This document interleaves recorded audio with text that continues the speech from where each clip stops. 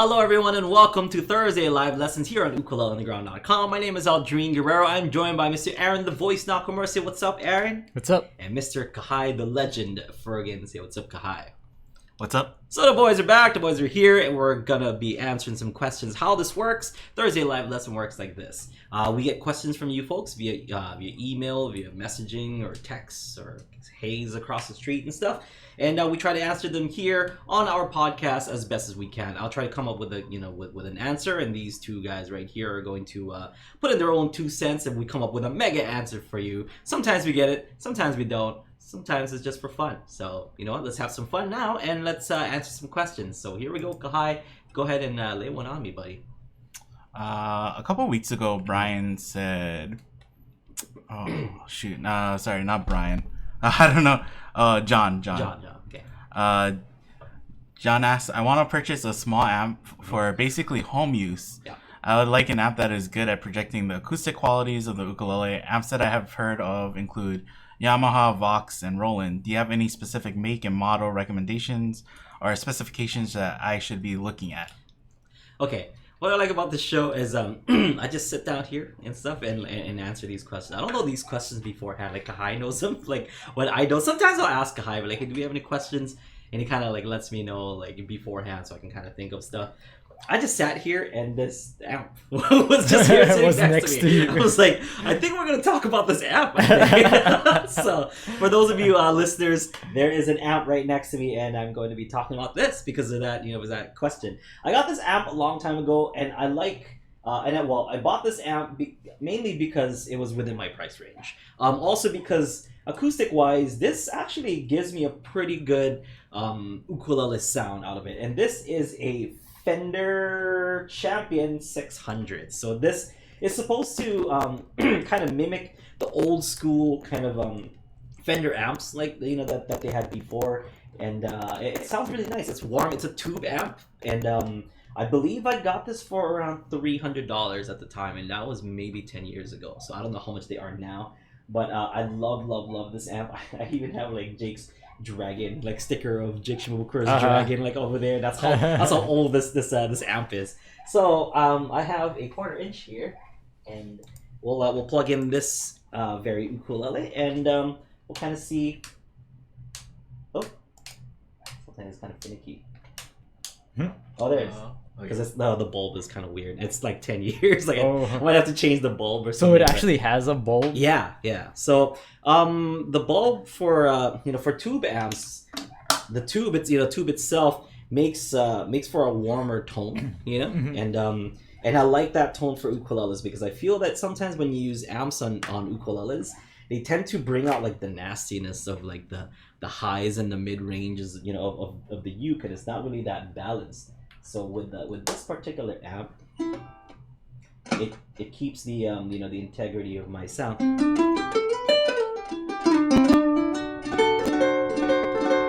And that's just me plugged in straight to the amplifier, and that's without any kind of pedals or any kind of DIs that I might be using. So for myself, I like to run a 1/4 inch to quarter inch in to 1/4 inch out DI, so that it can still plug in 1/4 inch to this amp. Yeah. Okay, and then your DI, you can kind of contour the sound. Yeah. And I can use the EQs on the DI, and I can even like raise the gain and the volume if I want to. So I usually just put this up at 12 o'clock, which is like right in the middle of volume. Sometimes I'll turn it down a little bit and just or maybe turn it up here and turn it down on my DI, because I don't want too much signal coming from the DI and the uke itself, because that will make the sound distorted. So like if you have too much signal coming from your uke and then more signal coming from the DI, that's a lot of signal, and that will become distorted. So I try to turn that down and turn it up from here, so about 12, 8 o'clock, something like that. Like it's not 8 o'clock, but 2 o'clock. 8 o'clock is kind of crazy. So so about 12 to 2 o'clock on the volume, on the volume knob, and it should be good. So this right here is at 12 o'clock.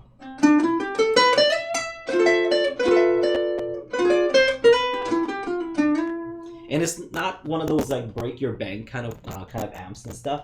So you might you might not find this amp, or I don't know if they still sell this amp and stuff, but just some good guidelines is if you want a warmer tone, look for a tube amp. That's kind of what I like. I like the the casing on this as well. It looks really like kind of retro, so that's why I like this a lot. This kind of velvety part of this amp is really, really cool. But even if I strum,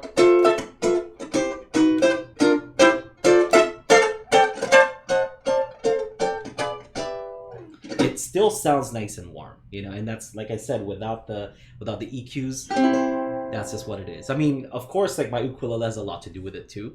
If the ukulele sounds good, the pickup on the ukulele sounds good, you're giving good signals to the amp itself. So sometimes you have a pretty good amp, but if the uke and the signal coming from the uke is not that clean or kind of dirty, no matter how much you're paying for your amp, like you might still not get a good signal. So there's a lot of things going on as far as getting a good amp. But those are some things to keep in mind. You want something within your price range because you can always just mic up the amplifier, so it's not like you need a full-on like Marshall stack, for your amplifier just to be heard and stuff. You can have a small little amp like this and just kind of like mic up the amp, to get a little bit more volume if you need it, Yeah. But if you're just at home, you're just kind of jamming stuff, or you want to jam with your pedals, this is great. And this is great for more than just acoustic instruments, but it's mainly for acoustic instruments. But I also use this for my Gibson Les Paul at home. I use it for my I have a Stratocaster that I run this with, and I run a bunch of pedals to it. It's nice, it's clean, it's lasted me a long time. Like I said, I might have to change the the bulb, but it still sounds pretty good to me.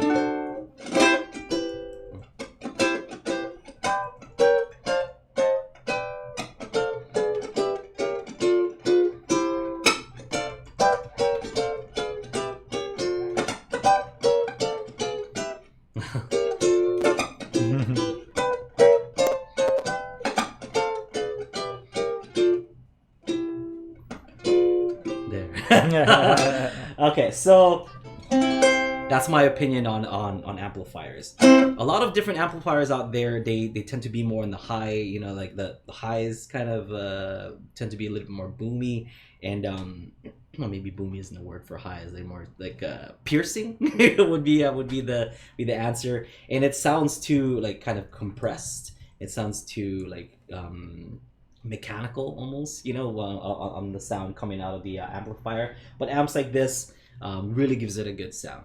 And like I said, $300, it wasn't that bad. And if you only have, say, like $100, or if you have like $150 ukulele, you don't really want to buy a $300 amp, which is worth more than your uke. So some amps that I've used as well is like Roland. We got some pretty good portable ones. we got gifted a Roland amp by Rick Doug. So I don't know if Rick Doug is still like around in Ukulele Underground, but he gifted us two Roland, it wasn't the Cube, it was like a portable Roland amp, and that sounded really good. It had more than one plug in there. It had a 1/4-inch plug-in, and it had an XLR plug-in for your microphone. That sounded really nice. I've also used AER pricey, they're little really expensive. pricey little amps and stuff, but the sound is just like unbeatable. I mean, it sounds better than this, but I got lucky when I found this, and it's just like a nice amp for cheap. Oh, it's also Ukulele Underground Philippines. Ukulele Philippines. So yeah, that's kind of my spiel about amps. I've been looking for a good all around amp, and this is what I found. Nice. Did you check it out on to see if you can find this particular one? 600? Yeah, I don't think they sell that one anymore, but Fender still does The Champion Series. You can find that used though for like $150. Yeah. Oh yeah. There you go. Yeah. Because it's old. So for $150, this is a steal. That's pretty good, because I didn't spend I wish I spent $150 on it, because it's just a home amp. I don't normally use amps for performances. For performances, I go straight to the PA system. I never use an amp for that, but I use an amp at home when I'm kind of like fooling around with my pedals, and I'm like kind of practicing for something. If there's like a song that I'm working on that like needs loop or needs like kind of delays or any kind of distortion or wah, I tend to use this first.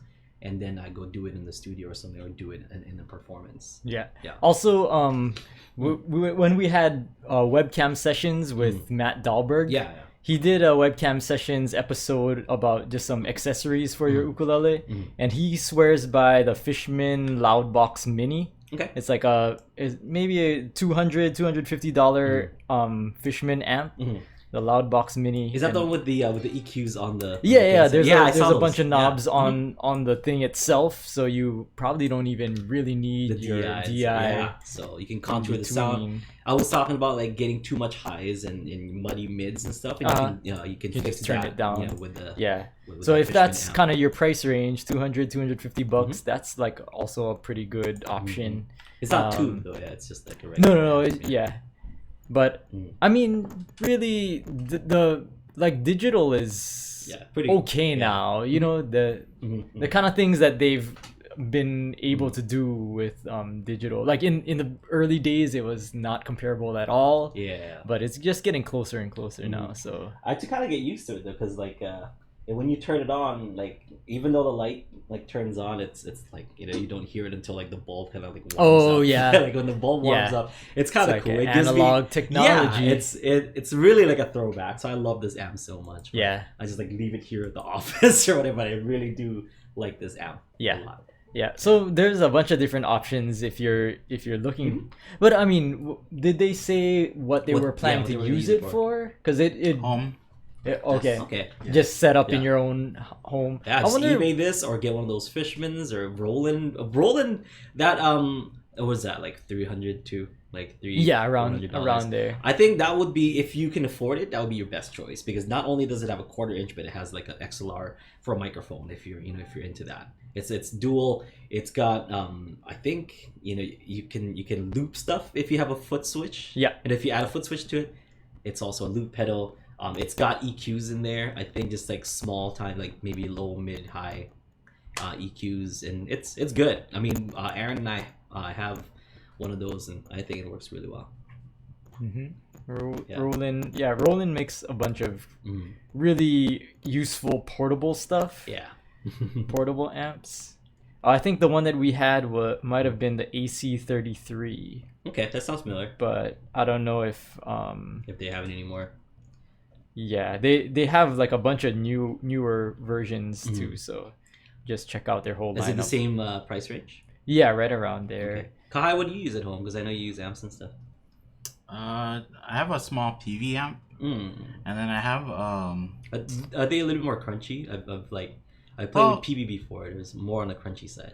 That's supposed to be like a electric instrument amp, right? Okay. So not So you want the crunch? Yeah, and that amp is just for my sister. Like I think she got it from somebody who just left it at our house. So free is good. Yeah, whatever. Free 99, baby. So cool. Do you have any other amps other than that PV? Shoot. I was gonna bring some of my amps today to just show different amps, right? But I totally forgot. So maybe some other time. But I got another amp too. The I don't know what you call him. The pastor at like the Buddhist church right in Kapa. Oh, he was like whatever you would call the guy who works. Yeah, he was gonna move back to Japan, and he knew that he knows my family, and he knew that I play guitar, so he's like, "Oh, I have a guitar amp," and he just gave it to me, and so I was like, "Okay, yeah, sure." So a lot a lot of free amps for this guy. Yeah, I have one of those at home, and it is a tube amp. I also wanted to add that, like, if you like the kind of crunchy sound that that Kai was talking about, they're relatively cheap. Like those kind of amps are like about $100. I also have a tiny Marshall amp that's like you can clip it looks like a little Marshall stack, but it's you clip it on your belt. It's portable. It's cool. I love it, and I use it for. If I don't want to bother people when I'm playing like my electric guitars and stuff, I just like plug in a really short. I have a like a 3-foot cable. Yeah. That I just like plug into, and I just put it in my my belt clip, and I play like my electric guitar at home. Nice. Also, something that kind of along that line, Vox makes a plug-in, like it's just a little device that plugs directly into your headphones. yeah, Oh, yeah. yeah. Or you can plug a headphones to it, but yeah, your ukulele plugs directly into into it. Yeah. your ukulele or whatever. You could probably just buy the acoustic guitar one because they make one for bass, they make one for electric guitar, they make one for jazz. Cool. And they have like built-in like effects in it. Yeah, I there's have one of those, that's built-in why, effects. Yeah, so Really so cool. that's also an option too if you don't maybe if you get like a more electric ukulele and you don't want to bother anybody. Yeah. You can Just do that. plug in, practice, and not bother anybody really. Yeah, so good stuff. Like there's lots of cool like little amp things. I don't normally suggest people plug their ukes to amps because of like too much kind of electric sound to it, and it's you get all these weird noises. But you know what? I'm not gonna be that grumpy old man who just tells the kids stop making so much noise with your ukuleles. It's like, go ahead, go plug it into a distortion, and just you owe it to yourself. Just play a loud uke. Sometimes you just gotta play a loud uke. And, Yeah. who cares what the neighbors say? Right, Kahai? Yeah, and a lot of amps and plugins and there's things that you can plug into your uke have gotten way cheaper. Like there, you can test out a lot of stuff for like under $100. Yeah, I got a DS1, which is a Boss distortion pedal, like their entry level distortion pedal, for like $40, and that's a steal. $40, two $20 bills, and I got some distortion, and it's like one of the best sounding distortion because it's just clean distortion. There's no fancy frills to it. It's just distortion. Went home, plugged it into my Stratocaster, played some Green Day at the house. I'm like, this is exactly the sound. It's cool. I think the company is called Behringer. Behringer, yeah. They I have one of their amps, their acoustic amp, and it's okay. It's like it was under $100, but they also make like a ton of pedals that are based off of like Boss or based off of all the other pedal makers, and in fact like they became such a well-known like maker of electronics in China that a lot of like I think the Boss pedals get their electronics from them Behringer. now. So like people kind of like rag on them because they're like the cheap knockoff version. Yeah.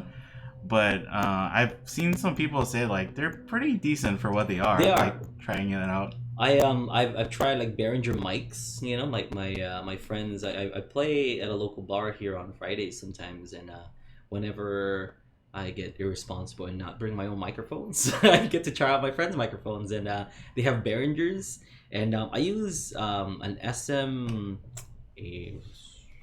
56 or whatever, like The upgraded the upgraded version of the SM58. But it's maybe not a 56, maybe a something, but it's like the upgraded version of SM58. So they had like the Behringer equivalent of that, and I was like, can't even tell the difference. To be honest, like my fancy Shure microphone and that Behringer microphone, it might be pretty close in price range because it's like it's kind of the same kind of setup, specs, I guess.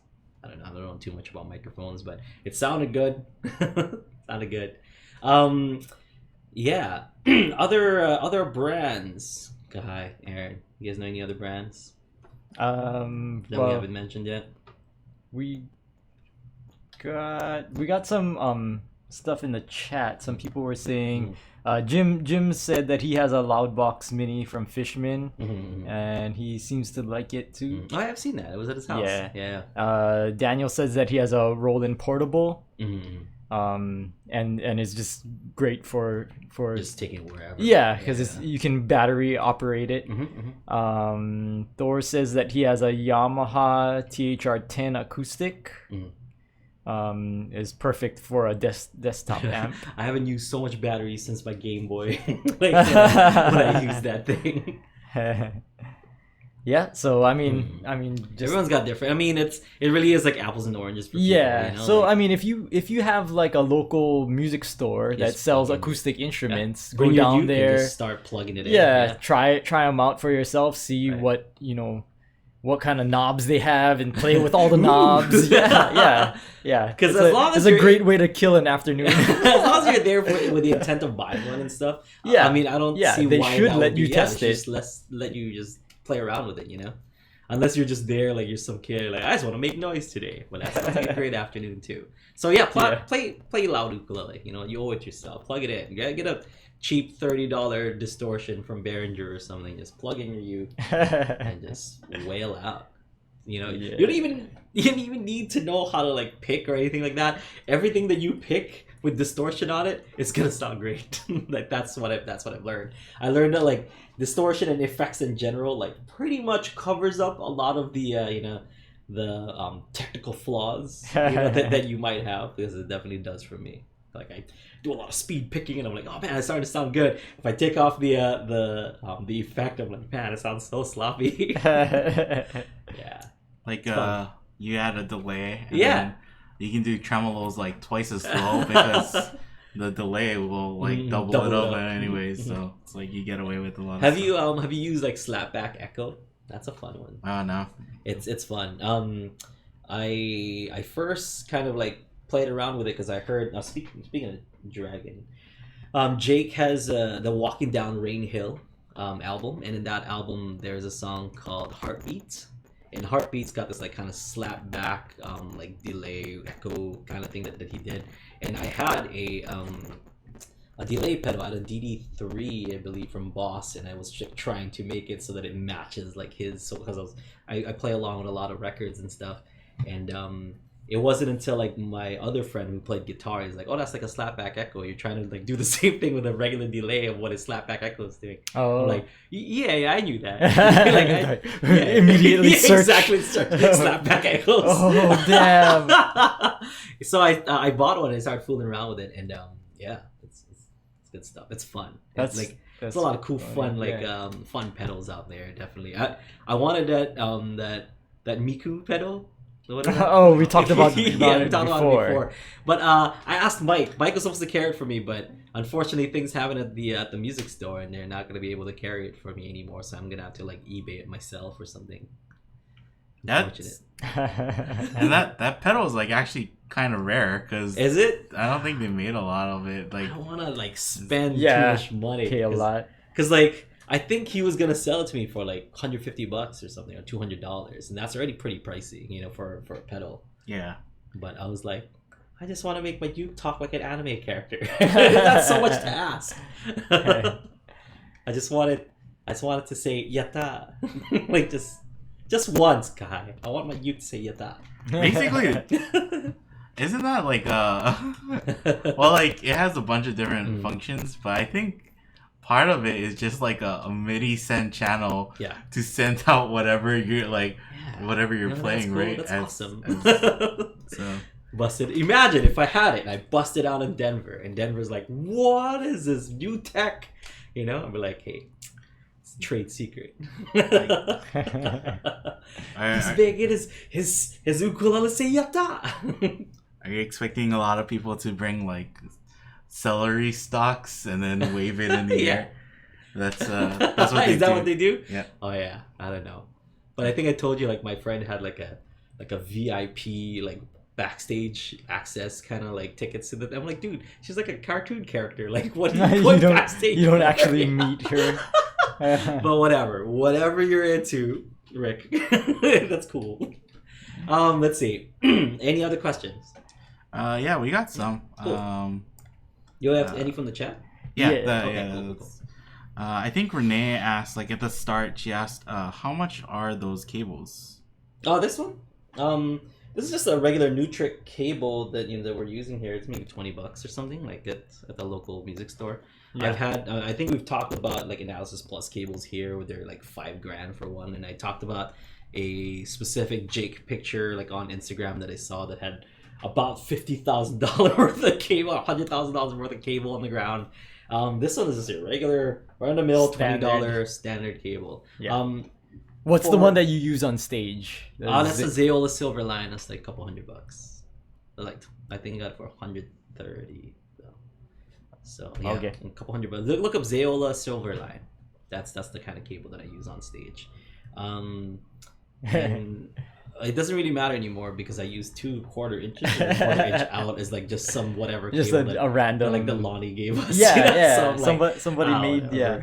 It's just a bar, you know. Like, but I think for Denver and stuff, I might go XLR outs and then quarter inch in. It depends. If the signal's too much, then I'll go back to quarter to quarter. Yeah. But I mean, just kind of look on Amazon, find a cheap cable that has pretty good reviews, and that should be fine. $5 sometimes, you know. You can buy cables for $5. Yeah, Amazon. Sale or whatever. And to the untrained ear, like you wouldn't even tell the difference. You can compare it to like a $5,000 cable versus a $5 cable. Yeah, I can't. I know. I really can't. I can't. See, I can tell, sure, between like 5 and 2, and I probably can tell the difference between 5 and 5,000, but I can't tell the like $4,995 difference. Yeah, you know what I mean? Yeah. Like, is it worth there? that There much? is I can't tell. there is a difference, but it's not that much of a difference for what you're doing. Yeah. Right. Yeah, I guess too.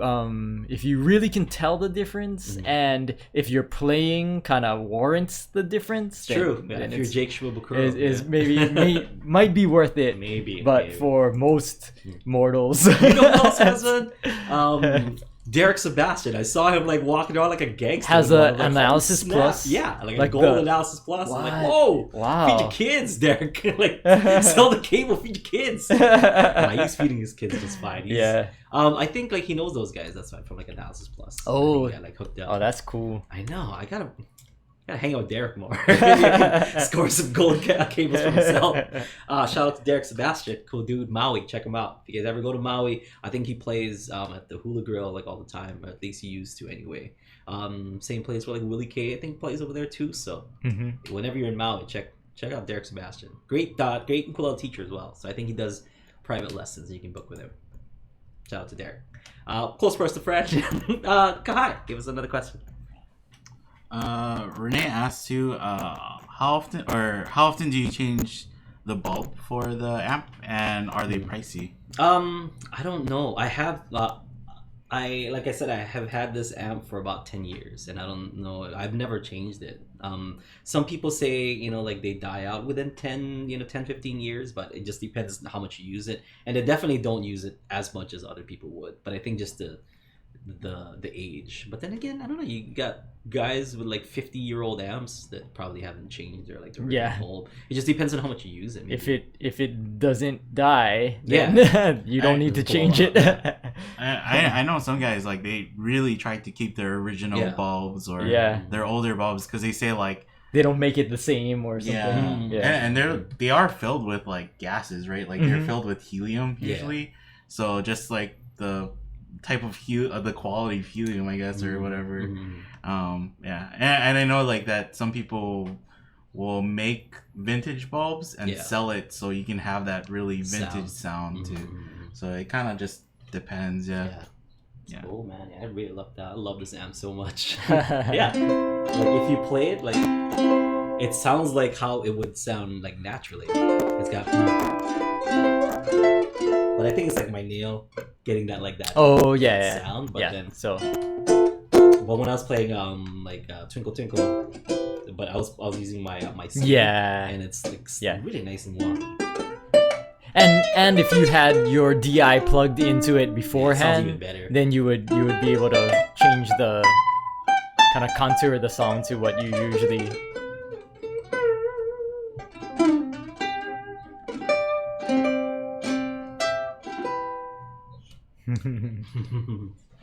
All right, next question.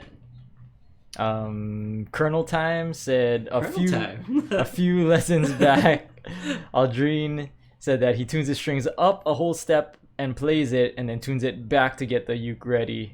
So that's kind of we were talking about changing your strings, brand new strings. Maybe tune a whole step up, let it kind of sit, let it settle, and then maybe the next morning or something, just tune them regular. I do it at nighttime. Kind of jam it. If you want to jam it, so there's basically Canadian tuning. Like so, you just play. Just play it with a whole step up, a half step if you're kind of nervous about it going a little bit too high.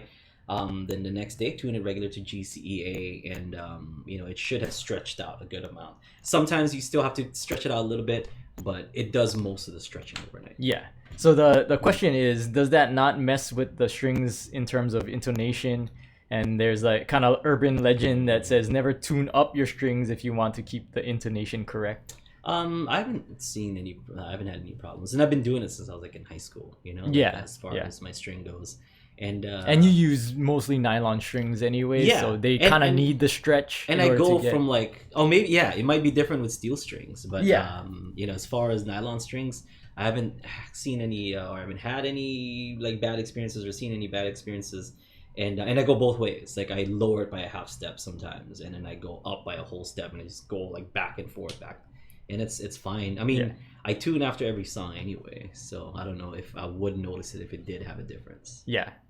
I have heard people say, don't, like, if you're tuning your ukulele or guitar, don't tune from higher pitch to the correct note, because it's gonna slip, and then like, don't tune down in order to tune to the correct note. Tune Always up. tune up. Yeah. Interesting. So just so that the string is pulling instead of letting go, because then slacking. yeah. So because That makes sense. like That makes maybe sense. you tune it down to the correct note, and then while you're playing, it's slipping you even Slipping more. down. Well, my what I do afterwards is that I'll put it in tune. After, like, the next day, I'd put it in tune, and I'd kind of like stretch out the strings some more, and then that would cause it to go lower. Then I'd like tune it up again, stretch it out, tune So it up usually- again until it doesn't slip, and then it's good. So right before a show, before every show, that's kind of what I do. Like I tune it up to GCEA, and then I would stretch the crap out of my strings. Like and retune it again back to GCEA, stretch it out again, tune it into tune up, GCEA, just to make sure that like I can stretch it like this much and it doesn't slack, Or So if snap. or snap. Yeah, if I can do that, that means I'm free to like bend those notes as much as I want, and it shouldn't give me a problem, at least too much of a problem. Sometimes it still does it, but it is, but it's strings and it's just pieces of wood. Sometimes they're gonna act that way. Nothing's gonna be perfect.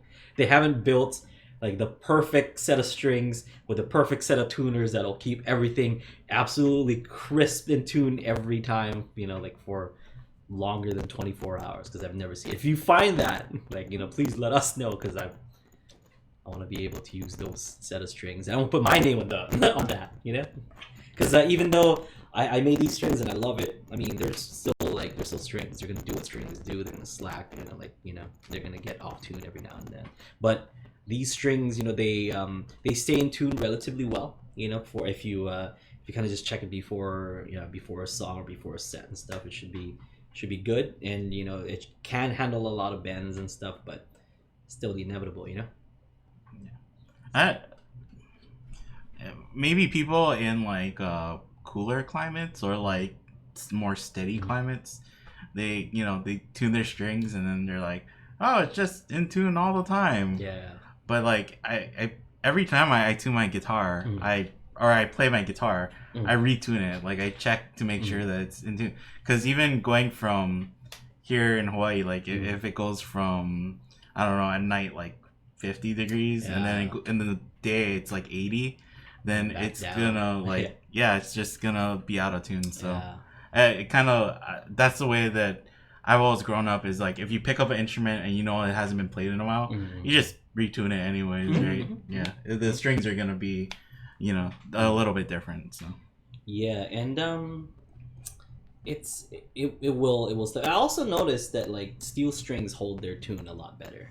When like that guitar back there, I probably have not played it, I don't know, a week, 2 weeks, 3 weeks, maybe even. If I pull that guitar out, I think it'll still be relatively in tune. Like I do notice that steel strings stay a little bit better than nylon, because nylon, it's plastic, it'll slip, a lot more than steel does.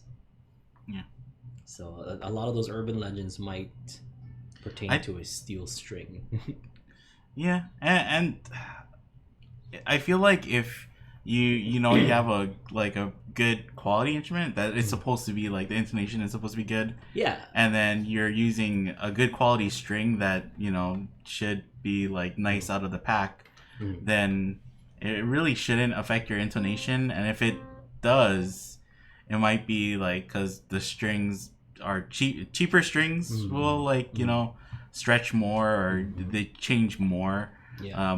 I think, or in my experience, more expensive strings like they use a better material so it doesn't like change as drastically. Much, yeah. And then a better setup instrument will not have intonation problems in general, right? Like so you don't really have to worry too much. I mean, that was one of the things that I talked about with Akila, like when we were making the strings and stuff. I'm like, I like to bend the strings a lot.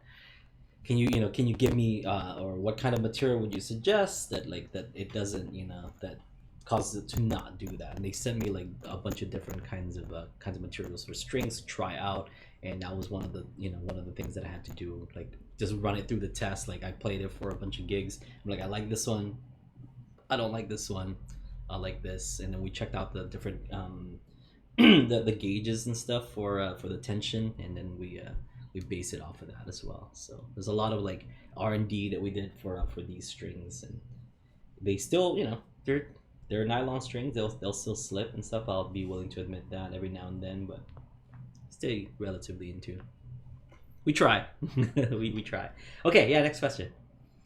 Where was it? I think there was one from Colonel Time said, do you customize the fret in terms of height and I guess / width when you get a uke? Do you like a higher fret wire? It seems to help with bar chords. Ooh, I do not like higher fret wires actually. I the higher fret wires, because I tend to like go up across my fretboard a lot, and higher fret wires will just be kind of in the way, like kind of when want to go from here to here, for example. But you don't want it to be too low either, that like when you're gonna start to buzz and stuff. A good well-dressed fret should come standard on an ukulele. At least one of these anyway. Like Kanilea, Kamaka, Koloa, they all dress their frets like before they even send it to you. So as far as like fret wire height, I don't think that should be something that you should be like thinking about if you already bought like a quality instrument. That should come standard.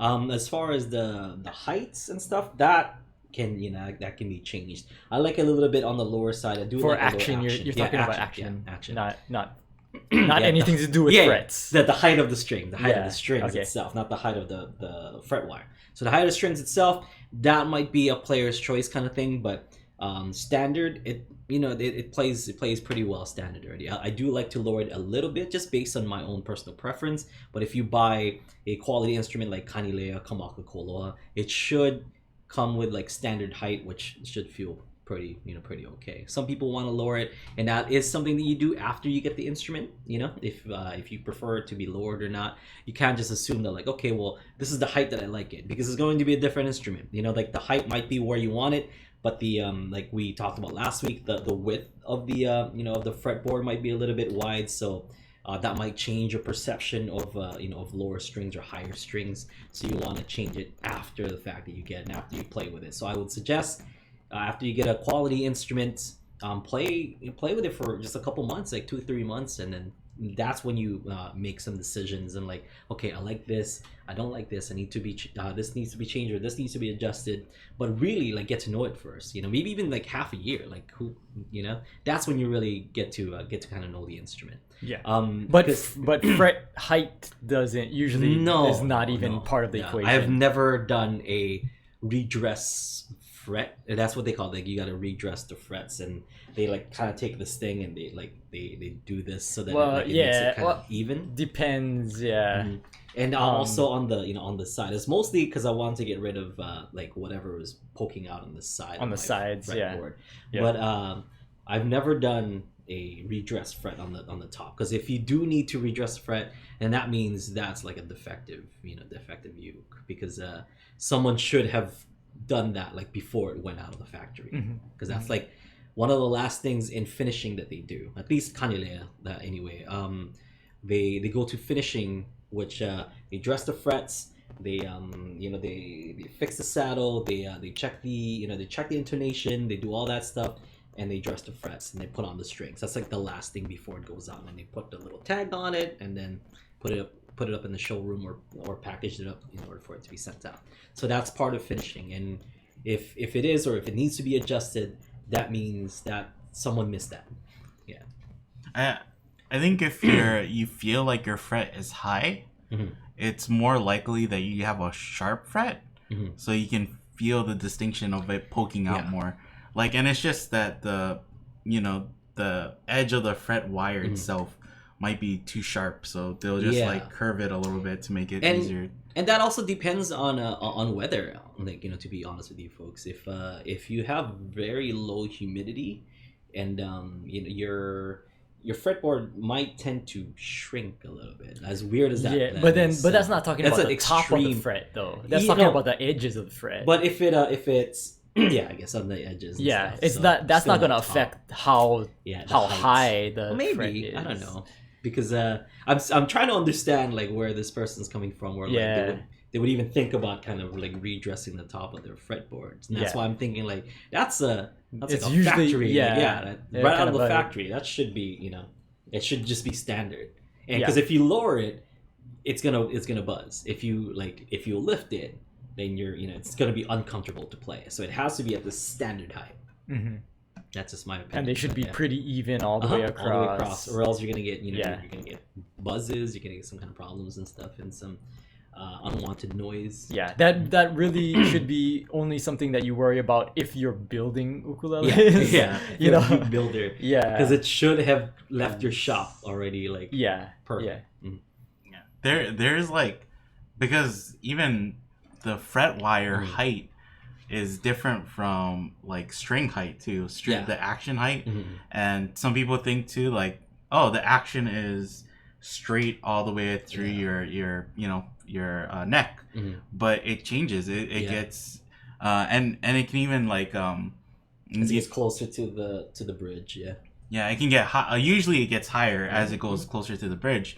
But then there's also instruments or people who make instruments where it might dip or it might change, so there's really a lot of details that go into like making an ukulele. And I don't know, I think we were talking about this before, right? It's totally fine to buy an ukulele or buy an instrument, get home and be like, oh, it's a little different than what I thought it was at the shop. Because it's just like you kind of have like that, like, oh, love at first sight. Oh, man, she's so pretty. And then you kind of find out like the quirks is like, oh, and it's kind of up to you. Like, oh, do you live with the quirks? Do you like, and it's totally fine if you're like, kind of don't really want to play this instrument. Living with a person like, she's using my toothbrush. Gross, like you see every little dirty thing about that person. So when you bring home a ukulele, it's like, that's what it looks like in the light. The intonation is just a little. You tend to kind of see the little quirks. I think that's how it is with everything. There's the honeymoon period, and then you realize that money doesn't buy you happiness. I don't know about that phrase. It's like money makes me very happy. For short periods of time until you need to make your next purchase. That's true. That's true. But, so as long as you have an unlimited amount of money, unlimited amount of happiness. That's the solution. That's the solution. Just have an unlimited amount of money. Keep chasing. Who do we marry, Kai? Keep chasing that dragon. Yeah. Imagine how unhappy I'd be without money. Why do I have to give up my girlfriend if I can just buy another girlfriend? Right? Like buy another. Flawless logic. Why do I have to give up my ukulele wife if I can just buy 10 more ukuleles? There's that, like, I don't know who the stand-up comedian was. He's like, oh, I need somebody to love me for my money but isn't good at math. Just want somebody to marry me for my money. It's not good at looking at bank statements. Yeah. Okay. So anyway, do you have another question? Yeah, we have several more. Okay, yeah, just knock them all out. Well, this one is sort of related because you were talking about kind of the action. Yeah. But it's more related to how ukuleles were built. So Daniel said that I played an old Martin from the 60s and the fretboard was at the same level as the body top. Yeah, so whereas nowadays Yeah. uke fretboards are higher than the top, is there an advantage to either? I don't know. I mean, I don't know. I would have to kind of see it, like, and I'm, Yeah, no, You know- well, they used to build. I mean, I remember Kamaka making some where there wasn't like the fretboard oh, itself. like right here. It was- Yeah, that's right. It was just just level. flat, That's yeah. right. Yeah. They did.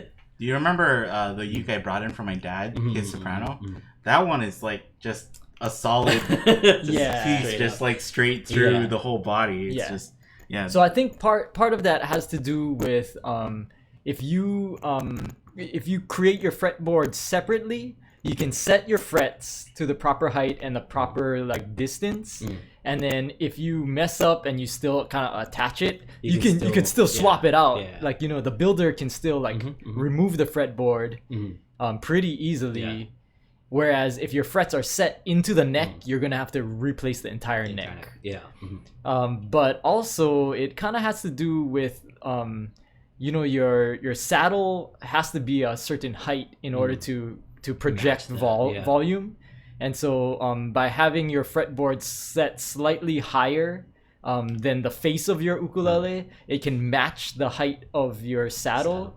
And then That has to kind of rise up as it goes towards the the bridge, like what Kai was saying earlier. Yeah, because if your strings are too close to your the face of your ukulele or the top of your ukulele, then it most likely will have Buzz. less projection, less volume anyway, and then it runs the risk of having a buzz on the frets. So Yeah, I mean less projection because it doesn't have a lot of room to vibrate, and the vibration is what's giving off that that sound.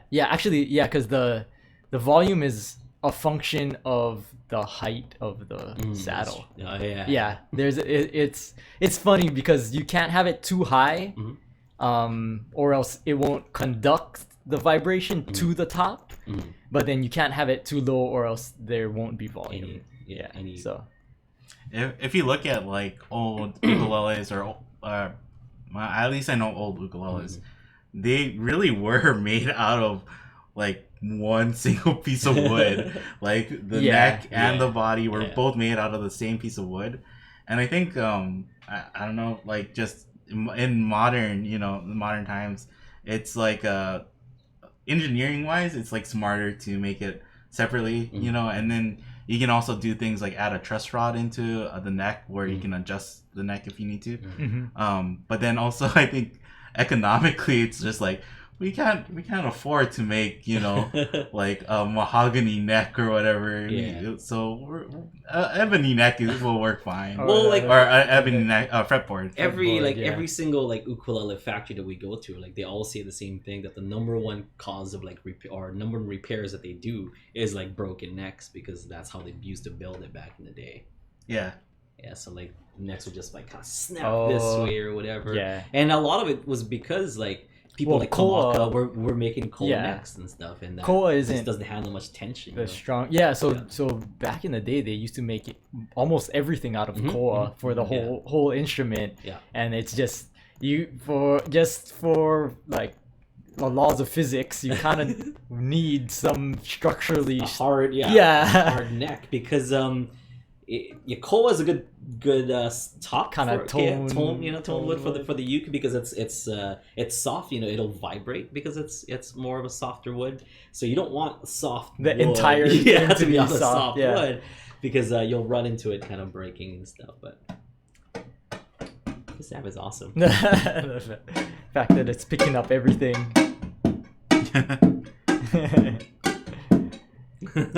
Can do ipu stuff. Ipu. I was saying, like, there's a lot of like modern uke players that I mentioned it last week, that I tend to peruse the ukulele Reddit boards, and I see a lot of people like kind of uploading their videos, and a lot of kids nowadays like that doing kind of percussive.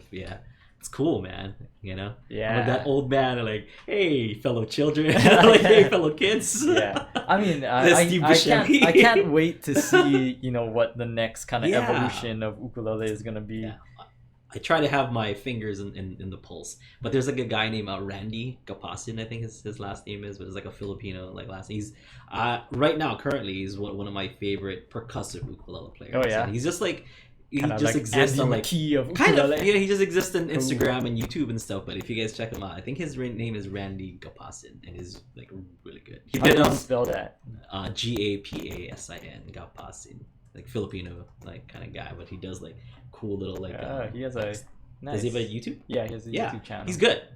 People should listen to him more because he's good. He's one of the gems that I found on Ukulele Reddit because like he posted a video and I'm like, good job, man. And he's like, oh my god, it's Aldrine. It's like he's like one of the only people like who recognize the screen name. Cool. It's like, this is Aldrine Guerrero, and I like put like just a smiley face. Like, hey, like, don't tell people. Let them figure it out for themselves. But yeah, he's good. So check him out. Like if I were to give a shout out, I don't know him personally and stuff, but like maybe cool dude. Maybe he sounds good because he is a professional. Yeah. That's just a callback. It's like the Jake and Taimane. Yeah. There was another Taimane video recently on the Ukulele Reddit, and I commented on that too. Not as a troll, because someone's like, oh, what is that 5-string ukulele? And then someone's like, it's exactly that. It's a 5-string ukulele. And it's like a high G and a low G. No, it's two lows. Exactly. Yeah. So I'm like, whoa. Yeah. Here I swoop in. I'm like, actually, like push up my glasses. It's 2 low G's. We had we interviewed her for our podcast. Yeah, I don't know if you know, but close personal friend. We have a podcast. And yeah. So I was like, yeah, it's 2 low G's. So I toured with her like once. we did shows. We're like friends. We did. We did. I'm like friends with her. We've broken bread. We've broken bread together. Yeah, let's just keep it at that. We've broken many bread during tour. She's one of the most fun people to tour with. I put her up there with Bruce Shimabukuro. Bruce Shimabukuro, number 1, hands down, coolest dude to tour with. Yeah. Second, Taimane Gardner. Surprising Taimane Gardner. I was surprised. And you know what else is fun? Friggin' Julia Nunes is fun to and Danielle Eat the Sandwich. Yeah, cool people on tour. Well, although we haven't really toured with Danielle. Yeah, we just see her on some of the stuff. So we those are the people like we when we see her like, oh man, this is gonna be great. This is gonna be good. I mean, there's a lot of names. I don't want to like leave people out like Mike Hine, and so it's also good fun to be with and stuff. What about Calais? Calay's cool. He's my favorite. Calay's cool, but you know what I mean, like. Between Calais and Taimane Gardner, like, I love you, Calais and stuff, but I'm gonna hang out with Taimane. There is a much higher chance of antics. Yeah, exactly. I think Calais would be like, yeah, me too. I would hang out with Taimane too. Exactly. Yeah, He'd be the same. So me, Craig and Sarah, like super fun always. That's why I don't want to like leave you. Abe Lagrimas, oh man, Abe is. That's another one where like high chance of antics. Let's go there. When like, you're on, maybe we should go when there. you're hanging out with Abe. I just don't want to say too much things. I don't want to like. I could write a book and it'd be like the most. Yeah. So we were actually ever. Before we were kind of talking about like ideas for new shows for our YouTube channel, and we were kind of like maybe we could just have like how Jerry Seinfeld has like comedians in cars or getting coffee. Yeah. So we were kind of thinking maybe we should do kind of that, like where you just hang out with your ukulele friends and just talk, just random, whatever comes up. Yeah. And then maybe like a week later, Abe was on Kauai and we hung out with him. Yeah. And then I was immediately like, we can't do that show. we can't release any of this stuff. It was the funnest night of bar karaoke that I've ever had. Yeah. Okay, let's just put that on record. I'm not gonna say what happened that night, but let's just say it. That was the most fun I've ever had in bar karaoke. There was us, me and Aaron. There was it was when Ben was here. Ben what's his name? Anderson. I don't want to say Rouse. Anderson. I just think Rouse.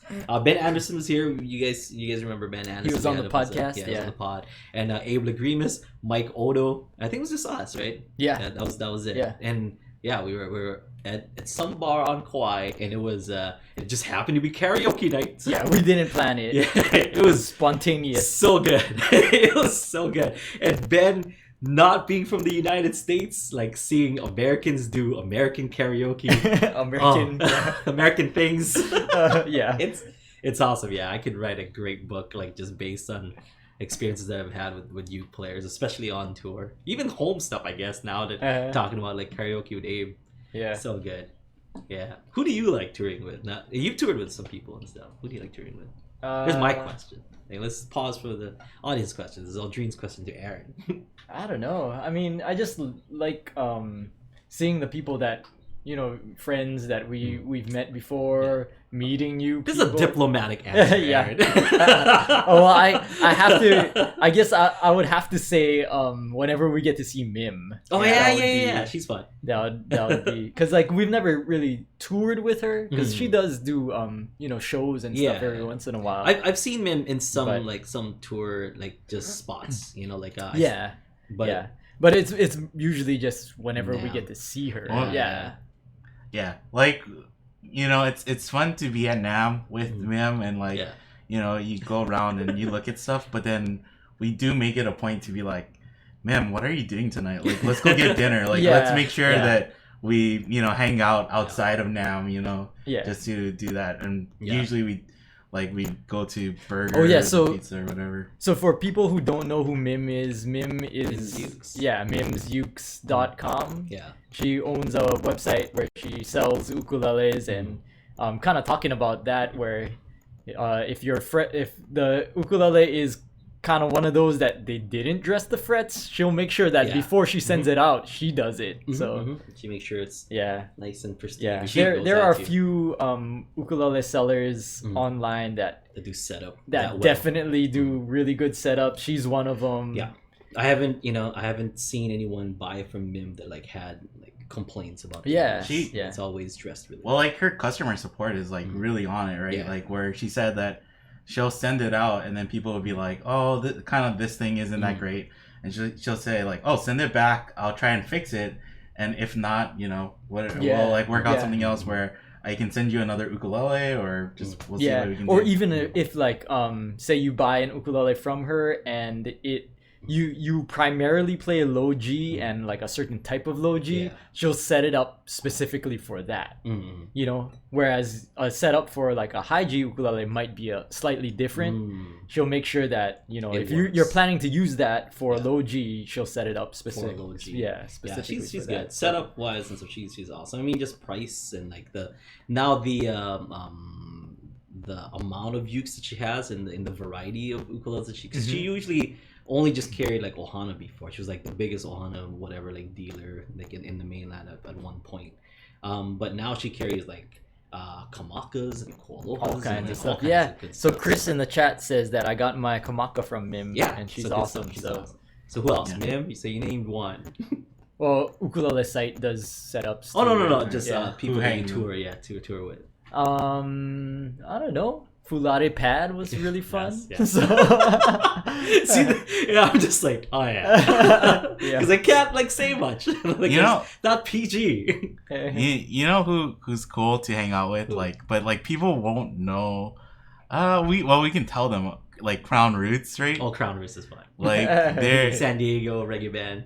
and they host us basically. They let us stay with them, so it's always super cool It's guys. fun. Those guys are fun. That's another high chance of antics. Oh, very, very high. And like, here's something that we can't say. Like, don't joke around with those guys. Because like, even if you're just kind of joking, like there's this one time, because we have a spot that we go to and get like get good barbecue in San Diego. Yeah. It's either Little Alex, that's a place called Little Alex, or it's a California Kitchen. Cali Comfort. Cali Comfort. It's called Cali Comfort. One of the two places.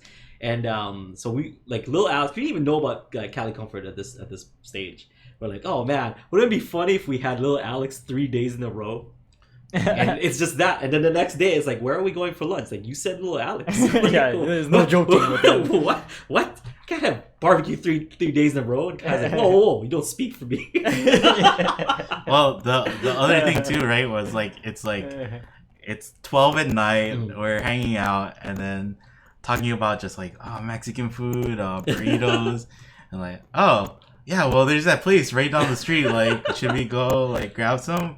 And I forget what we had, like just carne asada fries, or you had like the pollo yoko fries, right? So it's like those those guys do That's not. good stuff. And they do not joke around in the best way possible. Yeah, they're good dudes. So that's something we can tell. Stuff that we can't tell. We can't tell. Yeah, with Taimane, let's just say I almost got deported out of Japan.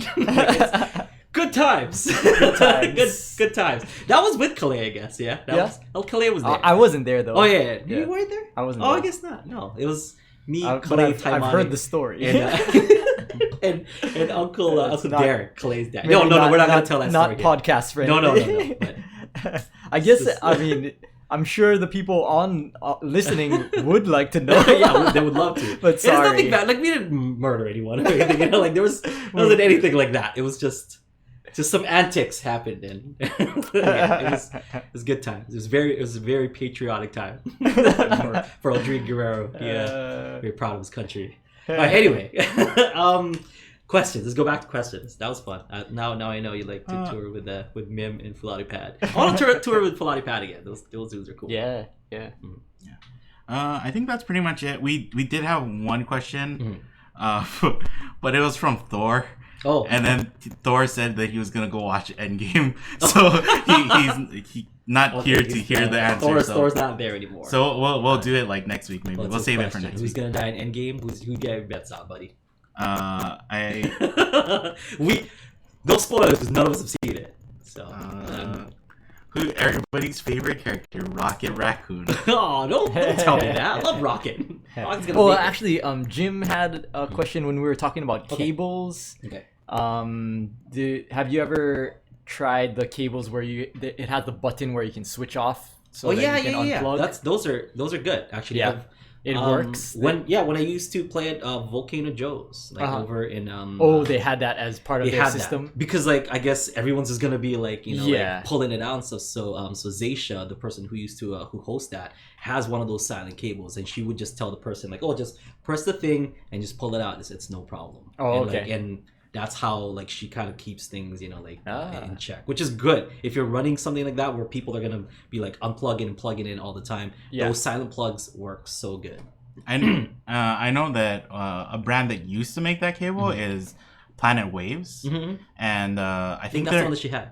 Yeah, their new ones though don't have that, so you gotta look specifically for old Planet Waves that specifically have that and it's not like a big whatever like protruding button. It's like it seriously just like matches well with the end plug anyway, and it's just like a tiny little button that you press, and there's like a click. So if it clicks, you're all good. Like pull it out, put it back in, click it again. It's all good. I think the Planet Waves design, the cable is basically the same, where the Planet Waves logo, it used to be that button, but now it's just like a solid piece of plastic. So good design. It's good stuff.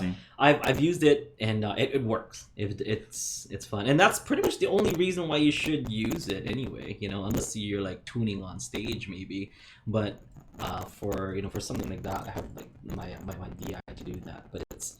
The main use for those is if you don't want to just plug out and have that crackling and just ruin your speakers and stuff. Yeah, I'm sure like the people who love that or use that function, and then like Planet Waves is like, oh, we're not gonna make it anymore. Yeah. Like, oh. Well, I don't know. I'm just on Amazon right now, and D'Addario does it, and they own Planet Waves. So is that new cable though? Does it have that? It has the button on it. Oh, okay. It has So maybe they brought it back because for a while they did, they were making Planet Wave cables, and they didn't have it on it. Oh, okay. So they maybe the outcry was like they heard and they're like, okay, sorry, it's like okay. Yeah. Well, we said that we weren't gonna do it for Planet Waves, so we'll just do it with our other company. It's off topic, but. Did Kyle say that they still sell those fat fingers? Because I kind of wanted to try one. Oh, Fender? Yeah. Fender fat fingers? Yeah. I'm sure you can. Well, get it used to be made by it's like the Fat Finger company, but I guess got bought up by Fender. Right? Fender fat fingers. Yeah, so that's kind of like a dampening system for your headstock. Yeah, wait for your headstock. Yeah.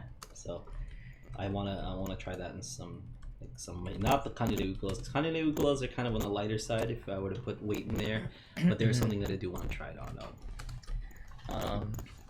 Yeah, I mean, some people say that it does wonders, and some people say that it does nothing. I was gonna So- use it on my guitars. Like, Yeah, my Gibson is a little like bottom heavy. I want to see if it like makes it kind of balanced. yeah.